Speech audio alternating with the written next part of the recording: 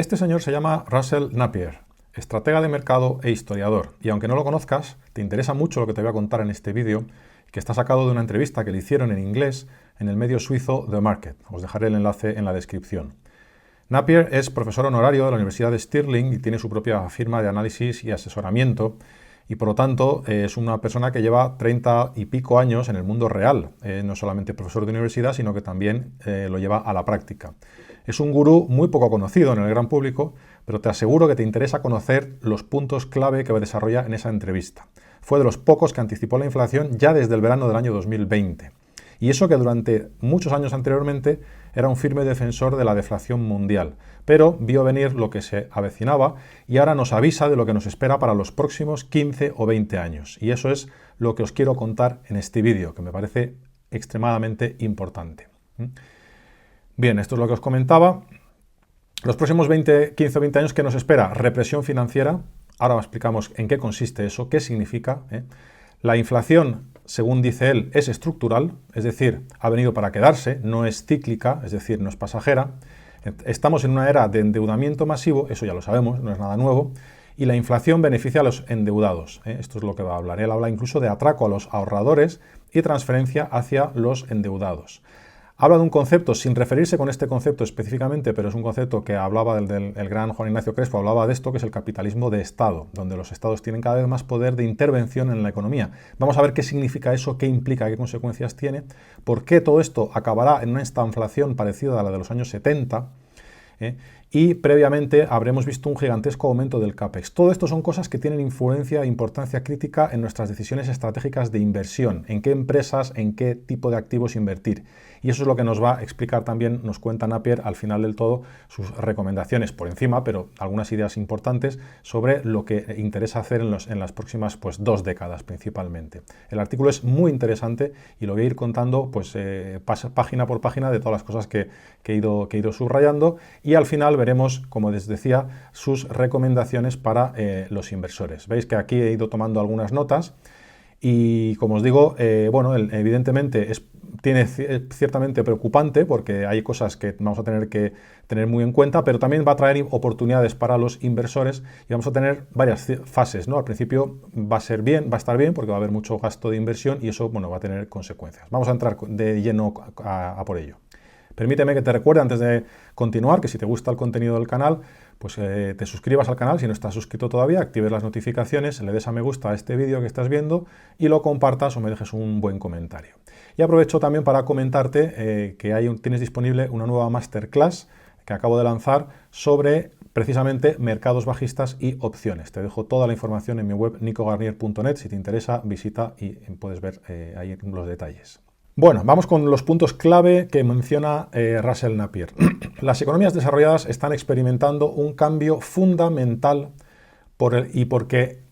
y nos va a contar también por qué el sistema al que la mayoría de los inversores se han acostumbrado en los últimos 40 años ya no es válido. Esto es muy importante y esto lo que significa es que entramos en una nueva era. ¿Qué significa esto?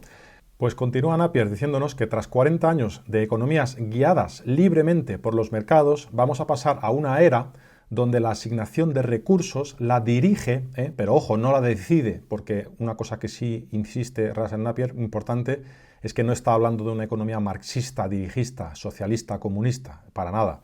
Está hablando más bien de una especie de capitalismo de Estado, donde el Estado interviene y orienta y dirige, por lo tanto, hacia dónde quiere que vayamos.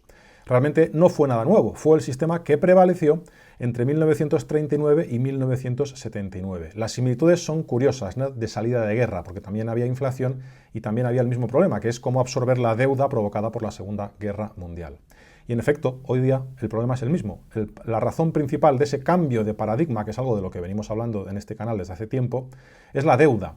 Una deuda que, si sumamos la deuda pública más la deuda privada, pues alcanza la friolera cifra del 290% del PIB. ¿Qué es el PIB? El PIB es la producción anual. El PIB es la producción de un país a lo largo de un año. ¿Por qué se mide la deuda, que es una variable stock, en relación al PIB, que es una variable fija, o sea, dinámica, que es lo que se fabrica cada año? Bueno, pues por cuestiones de practicidad, luego lo comentaremos, ¿no?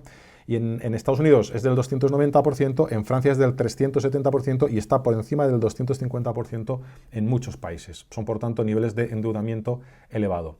Se hizo lo mismo después de la Segunda Guerra Mundial.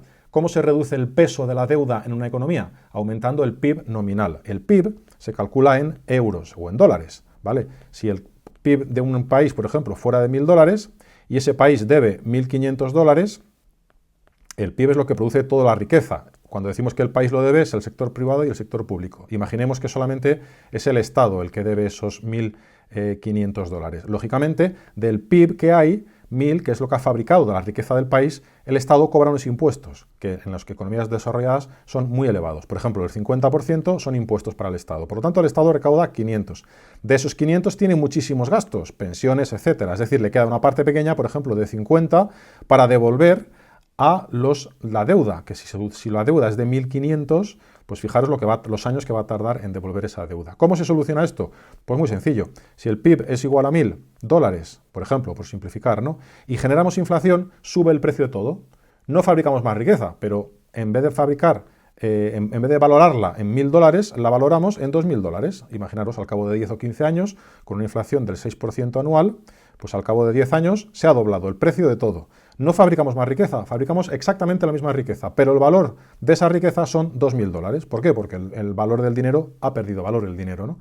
Y si yo antes debíamos 1.500 dólares, imaginaos que son miles de millones, ¿no? Pero bueno, pues donde antes había un PIB de 1.000, ahora hay un PIB de 2.000. Si el Estado se llevaba antes de impuestos el 50%, pues ahora el Estado, en vez de cobrar 500, cobra 1.000 todos los años de impuestos, y eso facilita que la deuda se vaya devolviendo. Antes la deuda era del 150% del PIB, cuando el PIB era de 1.000, y ahora la deuda, que sigue siendo, suponiendo que no crezca, aunque haya crecido, en cualquier caso se alivia, pues ahora es solamente del 75% de estos 2.000 dólares, ¿vale? Ese es el mecanismo y esa es la forma de aumentar, de reducir el peso de la deuda sobre el PIB total, sobre la riqueza. En definitiva, el peso de la deuda del Estado y de todos los actores que tienen deuda realmente, ¿no? Un argumento principal de Russell Napier es el poder de controlar la creación de dinero que se ha trasladado de los bancos centrales a los gobiernos. Este punto es clave. Desde hace años, desde hace décadas, se ha creado un sistema según el cual quien decide, en teoría libremente, la creación de dinero, la creación que se necesita en la economía para funcionar, son los bancos centrales. Pero desde el confinamiento del COVID se ha producido un hecho histórico brutal, que es el giro hacia los gobiernos en el control de esa masa monetaria. Y nos va a explicar Russell Napier cómo se produce eso. Ese argumento principal es que el poder para controlar la creación de dinero se ha trasladado de los bancos centrales a los gobiernos. ¿Cómo hace esto? Al emitir garantías estatales sobre el crédito bancario durante la crisis del COVID, los gobiernos se han apoderado efectivamente, es decir, en la práctica, de las palancas para controlar la creación de dinero. Por supuesto, mi rechazo, bueno, esto está traducido tal cual, porque la entrevista estaba en inglés, pero para que sea más cómodo de leer lo puse al traducir y lo leí ahí, ¿no? Entonces, lo que él dice es que al principio esto era solo una medida de emergencia temporal para combatir los efectos de la pandemia. Pero ahora tenemos otra emergencia con la guerra de Ucrania y la crisis energética que conlleva. Y en realidad vamos a tener emergencia tras emergencia. Ahora lo vamos a ver, ¿no? Pero ¿qué es lo que está operando en la economía, en las economías occidentales? Los gobiernos han descubierto, ahora lo vamos a ver, voy a seguir leyendo y ahora os lo comento, ¿no? Los gobiernos buscarán una emergencia tras otra para mantenerse en el poder, ¿no? Los gobiernos no van a retirarse de esas políticas, ¿eh? Y da algún ejemplo, ¿no? Dice, para darle algunas estadísticas, sobre préstamos bancarios a empresas dentro de la Unión Europea, desde febrero del año 2020, cuando empieza la pandemia. De todos los nuevos préstamos en Alemania, de todos los nuevos préstamos que se han concedido en Alemania, en préstamos que se producen, que se realizan pues, a empresas principalmente, ¿no? El 40% está garantizado por el gobierno. Este es el santo grial y lo que han descubierto los gobiernos para controlar la economía, que es decirle y en Francia es el 70%, y en Italia ha sido el 100% porque lo van renovando, ¿no? Va a incluso renovación, ¿no? Y en Alemania han ideado un nuevo y enorme esquema de garantía para cubrir los efectos de la crisis energética. Esta es la nueva normalidad. Los gobiernos, digamos que influyen en la concesión de créditos que realizan los bancos, son los bancos los que prestan dinero, pero los bancos se prestan dinero alegremente porque detrás tienen una garantía pública, una garantía del gobierno de esos préstamos que le garantiza al gobierno. Y esto es inaudito en la historia de la humanidad, porque de esta manera consigue el gobierno pues como pone aquí, el árbol del dinero mágico. Es lo más parecido al dinero libre. Los gobiernos no necesitan ya emitir tanta deuda pública, que ya han emitido un montón, pero a partir de ahora no van a necesitar emitir más. Tampoco necesitan aumentar los impuestos, aunque lo harán también en cierta medida. Lo único que hacen es emitir garantías de crédito a los bancos comerciales. Emitir garantías de crédito a los bancos comerciales. Y de esta manera le dicen a los bancos, no os preocupéis, os permito que prestéis dinero a las empresas que yo decido, a los sectores que yo decido, esos préstamos están garantizados, otros no, y así es como controlo dos cosas. Primero, cuánto dinero se va a crear, porque recordad que en un sistema como el actual, desde hace ya muchas décadas, son los bancos los que tienen la posibilidad de crear dinero con el sistema de fraccionario de reserva, es decir, un banco cuando te presta dinero no tiene ese dinero en el banco, lo que hace es dejar solamente un porcentaje en garantía, en modo de garantía, ¿vale? Entonces los gobiernos incitan a los bancos a crear crédito, incluso aunque la economía no vaya bien, y además les dicen a quién le prestan y a quién no. Eso es absolutamente increíble. Por lo tanto, es un control efectivo que los gobiernos tienen sobre la economía.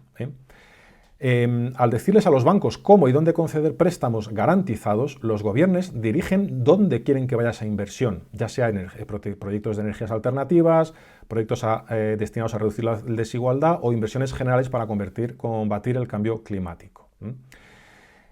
Por supuesto, esto no es ninguna tesis oficial y nadie lo va a decir oficialmente. Todo esto lo dice Russell Napier, todo esto son cosas escritas por él, ¿no? en el medio suizo, en la entrevista que le hicieron, ¿no? De hecho, la mayoría de los políticos, que muchos a nivel de economía son absolutamente ignorantes, probablemente ni siquiera sean conscientes de ello, pero lo que hacen es empujar el crecimiento. Dice un detalle crítico, ¿no? ¿Por qué todo esto está ocurriendo? Pues porque es que la deuda total con respecto al PIB, la deuda total que hay con respecto a la riqueza que fabrican los países occidentales, es más alta hoy que incluso después de la Segunda Guerra Mundial. Ese es el estado actual de la economía, ¿no? Por lo tanto, llega a una conclusión clave, y es que vamos a ver una inflación asentarse entre el 4 y el 6%. ¿Qué significa represión financiera? Que lo veíamos al principio. Significa robar dinero, entre comillas, a los ahorradores y a las personas mayores lentamente para darla de los ahorradores a los endeudados y de las personas mayores a los jóvenes. La parte lenta es importante para que el dolor no se vuelva demasiado evidente. Por eso tiene que haber una inflación fuerte o digamos elevada, pero tampoco disparada y descontrolada. Y esa es la razón también por la que los bancos centrales tampoco están tan detrás de la curva y tampoco les preocupa más, entre comillas. Lo que el sistema, entre comillas, se va a salvar con una inflación de entre el 4 y el 6%. Inflación anual. Esto significa que cada año sube la inflación, pues eso, en torno a un 5%.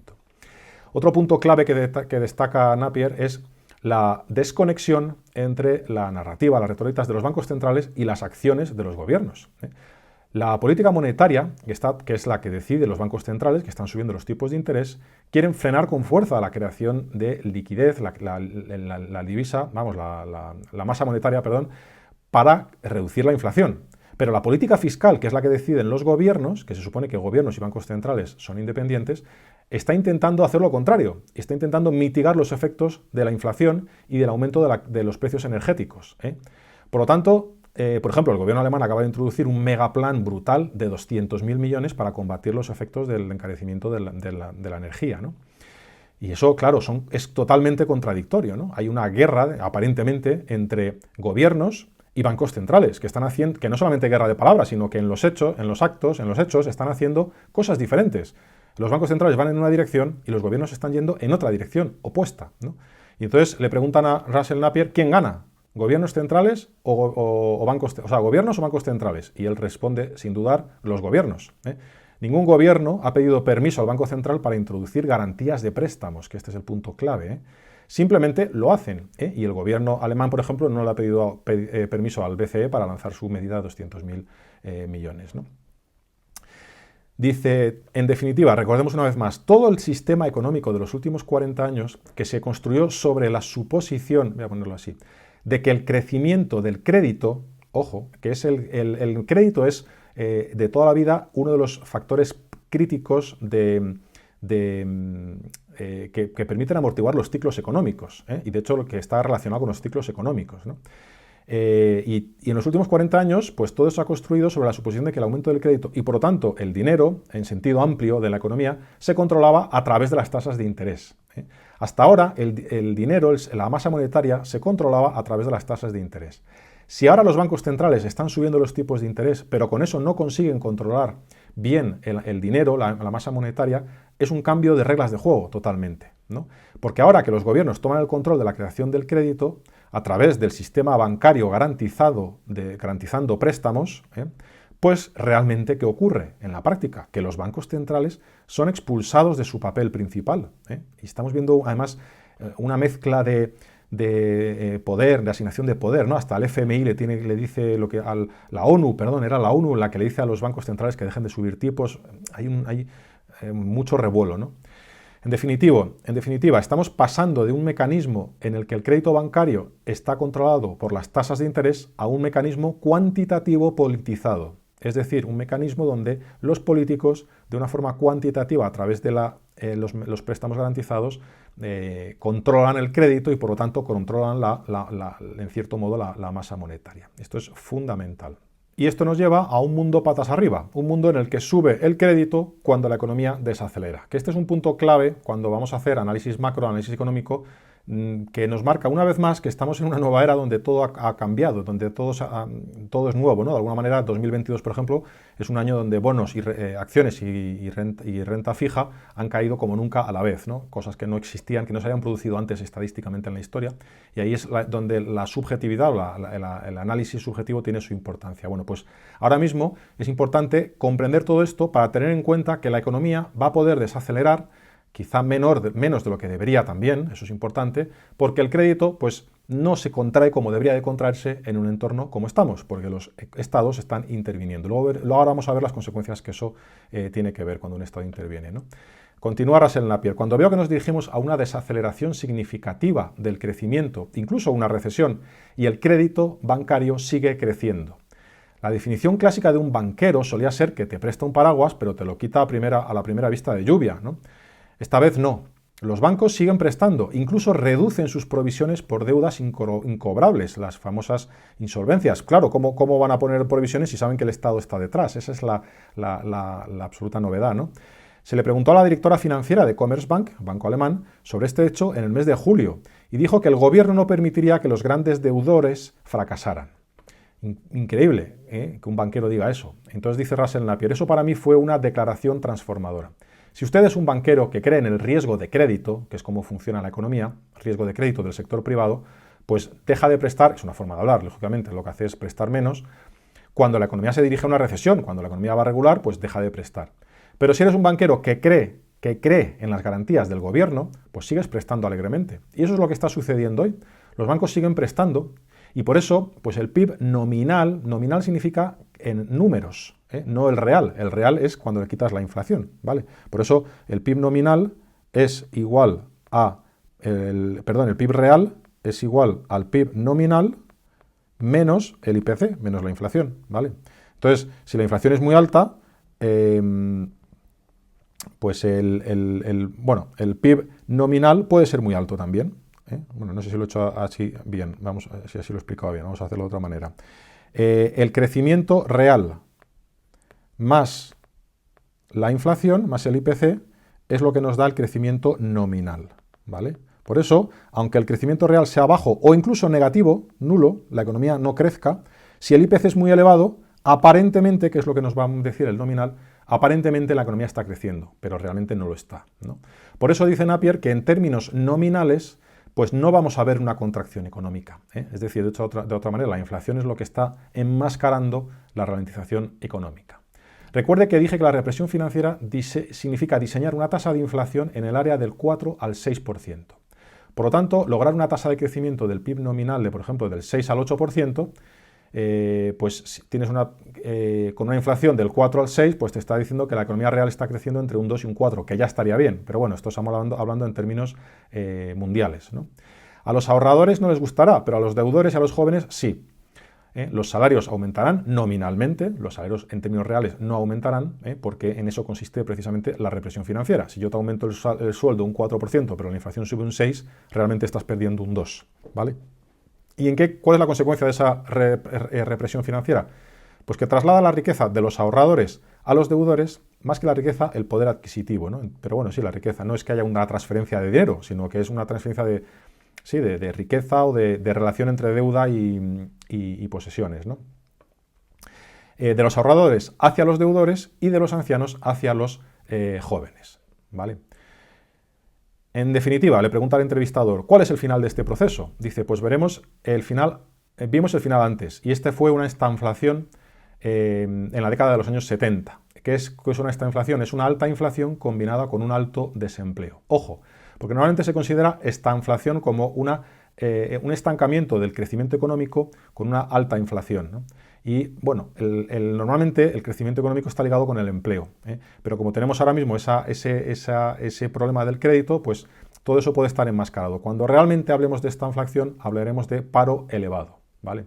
¿Cuándo se llega a esa estanflación? Pues después de años, varios años, de capital mal asignado, es decir, de malas decisiones de inversión.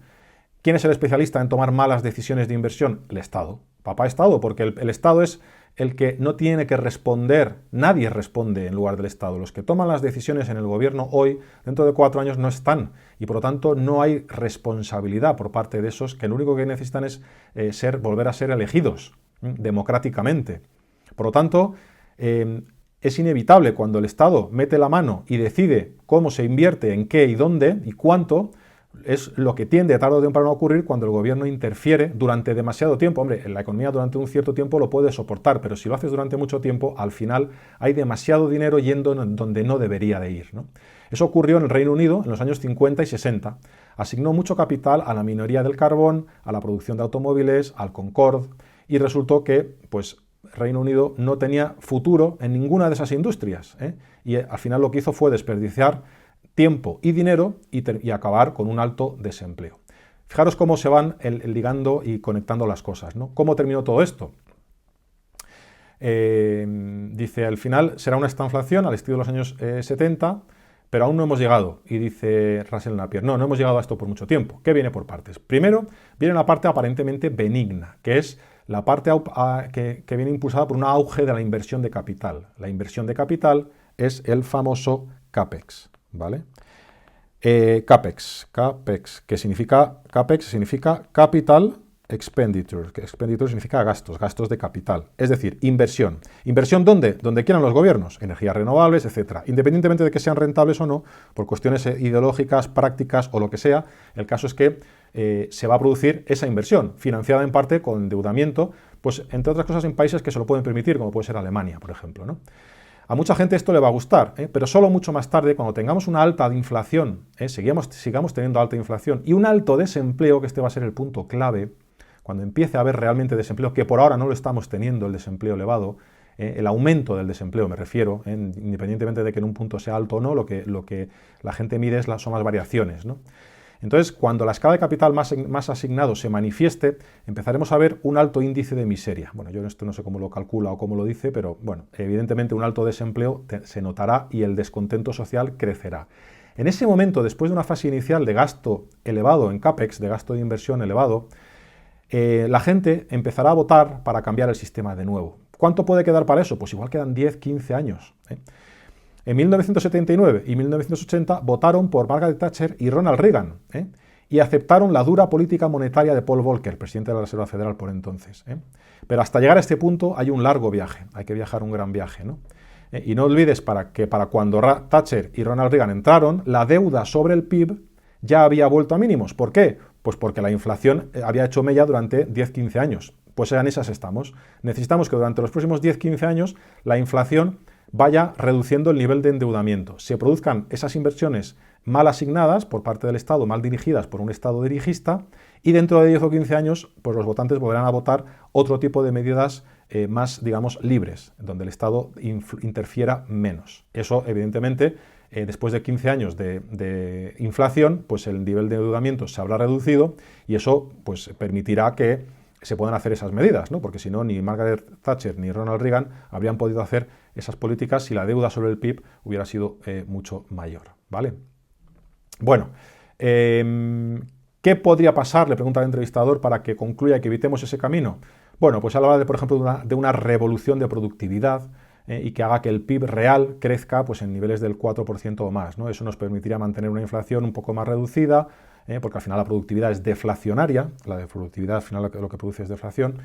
Y como él dice, no podemos pronosticar la productividad, porque eso depende en gran medida de la invención de la capacidad humana, y eso existe, es una tendencia que está ahí permanentemente, ¿no?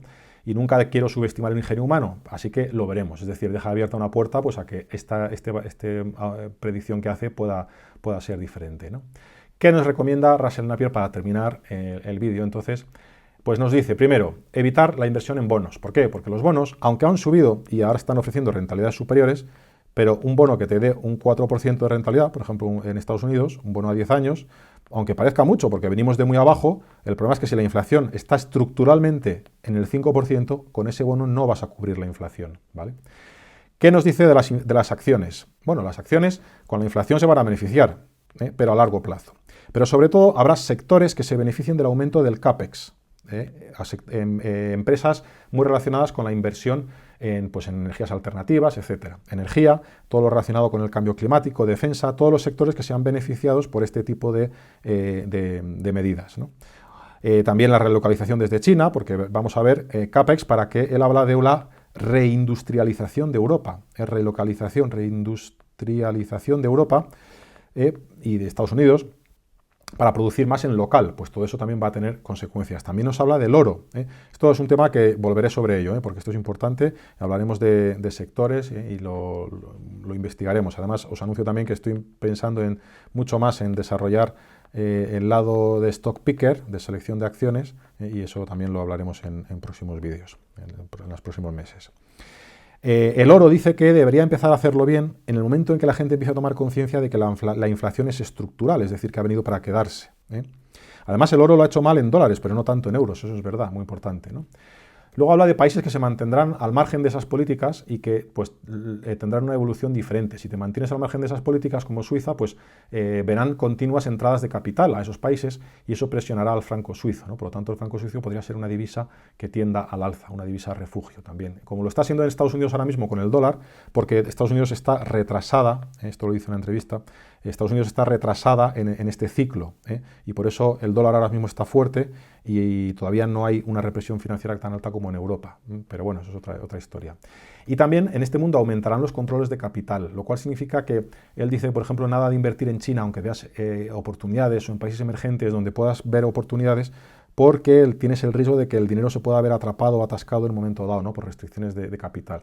En definitiva, que como inversor, lo mejor es que inviertas en tu zona, en tu área, donde planeas jubilarte y donde planeas gastarte el dinero de la jubilación, ¿no? Para protegerte de posibles problemas en el movimiento de capitales, ¿no? de divisas a nivel internacional, ¿vale? Estas son las recomendaciones principales que da Russell Napier en ese artículo. Yo creo que esto merece que se le dé otra vuelta, pero bueno, mi opinión, o lo que yo considero que es más apropiado en bolsa, incluso a nivel de indexación, pero aparte de la selección de stock picking que os comentaba, sectores, factores, hay ciclos intermedios que jugar, ¿no? Por ejemplo, como os decía, si en un momento dado la bolsa puede rebotar un 20%, eso es interesante jugarlo, ¿no? Entonces, en mi caso, jugarlo con opciones, eso es bastante atractivo, y jugar los ciclos intermedios, ¿no? Él ha hablado de un ciclo de, primero, donde la inflación va a crecer y la deuda sobre PIB tiene que reducir, va a haber aumento de CAPEX, etcétera. Entonces yo creo que a nivel de acciones, hacer una buena selección por sectores, por temáticas y por factores, y también por fundamentales, por supuesto, pues va a ser lo que va a marcar la diferencia en los próximos 15 o 20 años. Ya sabéis que mi tesis es que llevamos 12 años donde la indexación ha sido muy exitosa y ahora pues nos quedan 10 años donde va a ser el retorno de la gestión activa. Y yo creo que esa es la clave desde mi punto de vista, ¿no? Pero todo esto ya es como añadido al artículo de Russell Napier. Bueno, nada más. Espero que os haya gustado este vídeo, que lo hayáis disfrutado hasta el final y nos vemos pronto en un nuevo vídeo.